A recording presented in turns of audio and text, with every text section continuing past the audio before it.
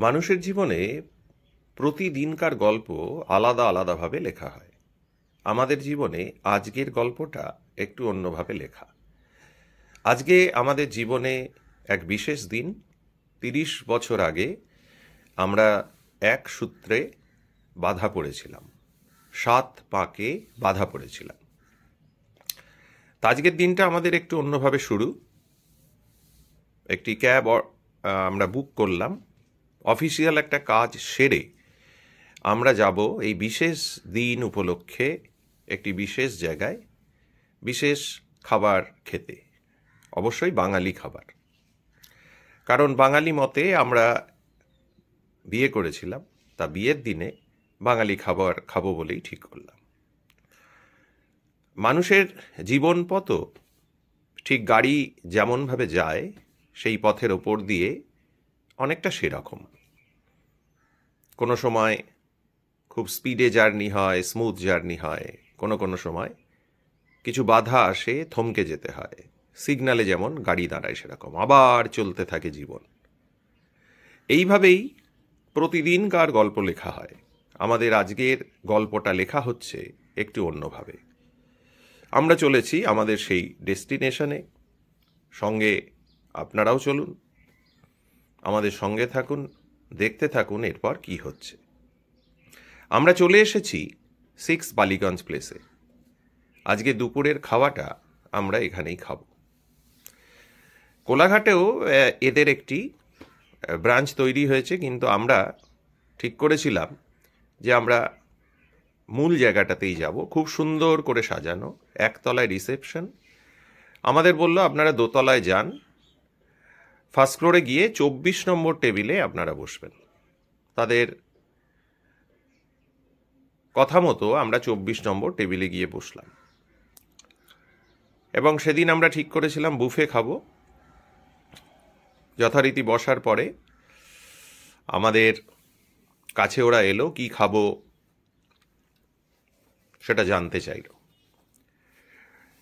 পরিবেশটা আমাদের অসাধারণ লেগেছিল। যে পাত্রে খেতে দিয়েছিল সেটাও খুব সুন্দর। নিজেরাই জল এনে জল ঢেলে দিল। এরপরে খাবার পালা। ভাত, ডাল, বরবটি, আলুর একটা ভর্তা, খুব সুন্দর খেতে, ফুলকপি, আলু ভাজা, বেগুন বাসন্তী, আলুর দম। আলুর দমটা ছিল লুচি আছে খুব সুন্দর। এখানে রুইয়ের একটা প্রিপারেশন, তারপরে দই চিকেন, তারপরে এটা হচ্ছে ঢাকাই পোড়া মাংস, এটা মাটন। তারপরে যেমন থাকে পাঁপড়, চাটনি, দই, মিষ্টি দই এবং নলেন গুড়ের লট চমচম। আর ছিল পেঁয়াজি। এই যে চাটখানা লুচি এবং পেঁয়াজি দিয়েছে, এটা তো আনলিমিটেড বুফে। তা আমরা প্রতিটা খাবার কিন্তু খেয়েছি কম করে হলেও। আমরা তো বুফে যে পেট ভর্তি করে খাওয়া আমরা খেতে পারি না। তা খুব সুন্দর যে কটা আইটেম খেয়েছি। আজকের দিনে যে উদ্দেশ্যে এসেছিলাম সেই উদ্দেশ্য পূরণ হয়েছে। তো জয়িতা খাচ্ছে, আমিও খাচ্ছি। এখন দুজনের খাওয়া তো পাশাপাশি বসে দেখানোর মতো ওদের টেবিলের অ্যারেঞ্জমেন্ট নেই, এবং যেটা আছে 6 সিটার সেখানে অন্যরা বসেছে। তা যাই হোক, আমরা কিন্তু খুব এনজয় করেই খাচ্ছি, ধীরে ধীরে খাচ্ছি, এবং পরিবেশ খুব শান্ত। আমি কোথাও এক ফোঁটা মালিন্য দেখিনি এই রেস্তোরাঁর মধ্যে। সত্যিই ভালো। এই বিষয়ে কোনো কথা হবে না। চলুন খেয়ে নেওয়া যাক, তারপরে আবার কথা হচ্ছে।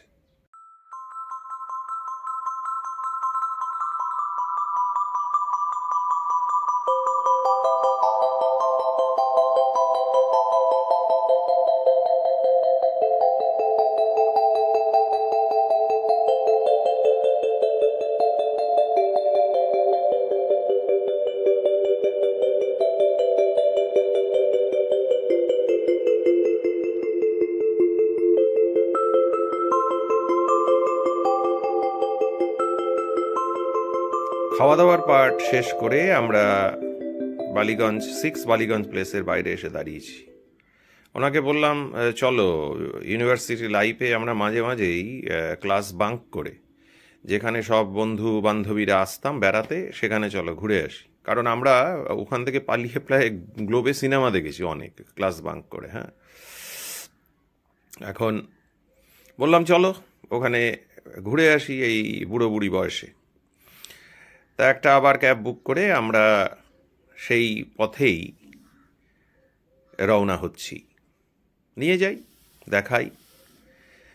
ইনি তো আবার এই সব ওই বয়সে ওনার মানে এই ছোট বয়সে এই সব জায়গায় কোনো সময় আসেননি, তা ওনারই একটু চাক্ষুষ প্রত্যক্ষ করা দরকার যে ওখানে কত সুন্দর পরিবেশ, মানে আর কি, মানে যেটা আমরা ছোট বয়সে দেখতাম। যদিও আমরা দল বেঁধে প্রায় 50 জন 40 জন 50 জন একসাথে যেতাম, তা চলেছি পথ বেয়ে, যেমনভাবে জীবন চলে আর কি। তবে এখানের এই এই এই পথ ধরে যাওয়াটা খুব আনন্দদায়ক ছিল, কোথাও কোনো জ্যাম নেই, খুব সুন্দর পথ। আমরা চলেছি ওই কপতিদের কাছে, যেটা একটা আদর্শ জায়গা, যারা বিয়ে থা করেনি আর কি, সেই সমস্ত কলেজ পড়ুয়া, আজকাল তো স্কুল পড়ুয়াও দেখা যায়, স্কুল কেটে নাকি আজকাল বেড়াতে যায়, কে জানে বাবা। তো আমরা চলেছি সেই দিকে। কোথায় যাচ্ছি আবার সেটা জানতে হলে আমাদের সঙ্গে থাকতে হবে। চলুন যাওয়া যাক।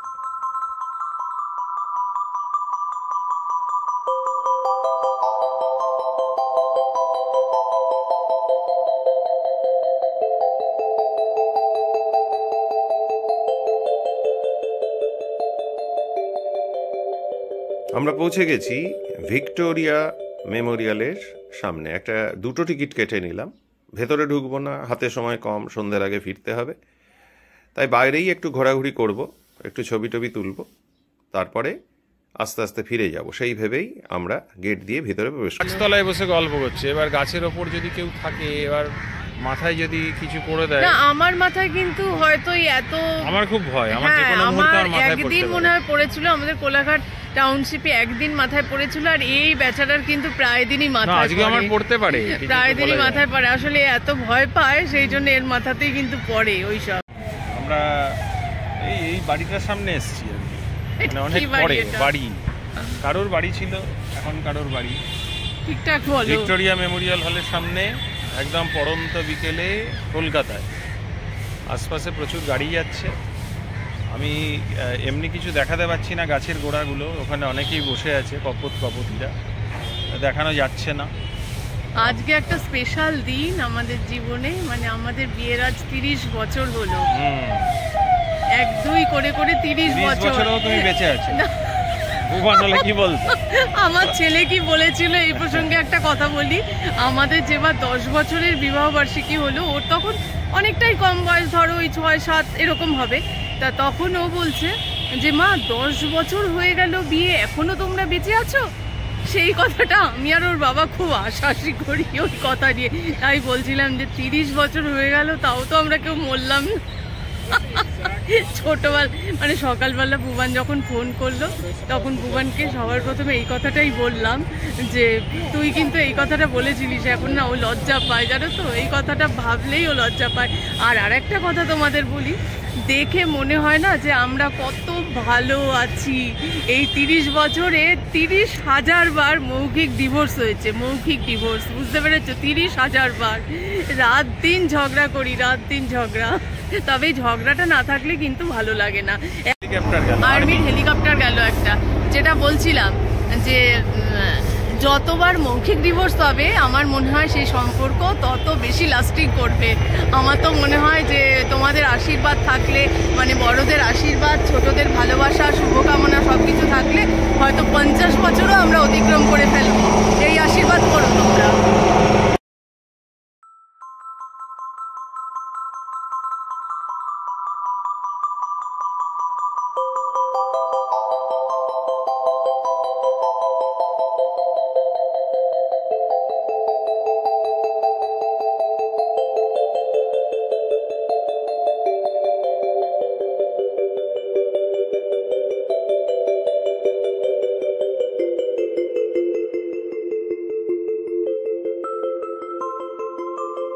গল্পের শুরু হয়েছে, শেষ তো হবেই।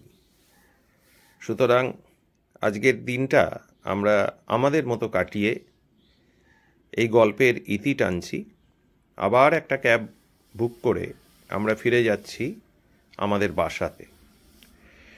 সেখানে ভালোবাসা বিরাজ করুক, হ্যাঁ, ঝগড়াঝাটি থাকুক, ভালোবাসা বিরাজ করুক, এইটাই মন থেকে চাই। চলতে থাকুক আমাদের জীবন, বিধির বিধানে যতটুকু লেখা আছে ততটাই চলুক।